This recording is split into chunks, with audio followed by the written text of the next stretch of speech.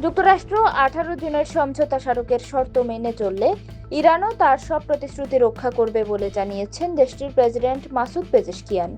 তিনি বলেন, এই সমঝোতা পারস্পরিক অঙ্গীকারের ভিত্তিতে হয়েছে এবং এক পক্ষের প্রতিশ্রুতি অন্য পক্ষের অবস্থানের উপর নির্ভর করবে। সোমবার 29 জুন বার্তা সংস্থা আনাদোলুর প্রতিবেদনে বলা হয়েছে, সামাজিক যোগাযোগ মাধ্যম এক্সে দেওয়া এক পোস্টে মাসুদ পেজেশকিয়ান এসব কথা বলেন। তিনি বলেন, এই সমঝোতা পারস্পরিক বিষয়।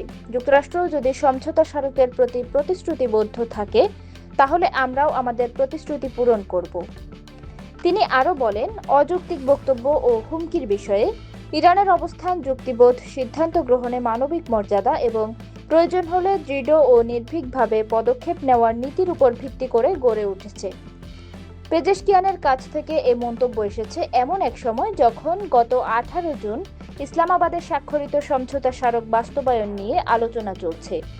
এই সমঝোতার মাধ্যমে তেহরান ও ওয়াশিংটনের মধ্যে কয়েক সপ্তাহ ধরে চলা সামরিক সংঘাতের অবসান ঘটে এবং আঞ্চলিক বিভিন্ন ইস্যুতে উত্তেজনা কমানোর একটি কাঠামো নির্ধারণ করা হয়।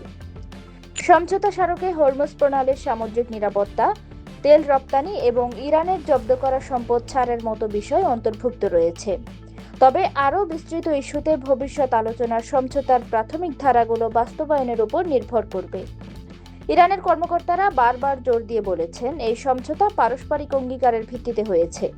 তারা সতর্ক করে দিয়ে বলেছেন, যুক্তরাষ্ট্র যদি নিজেদের প্রতিশ্রুতি পালন করতে ব্যর্থ হয়, তাহলে পুরো প্রক্রিয়ার ধারাবাহিকতা ব্যাহত হতে পারে।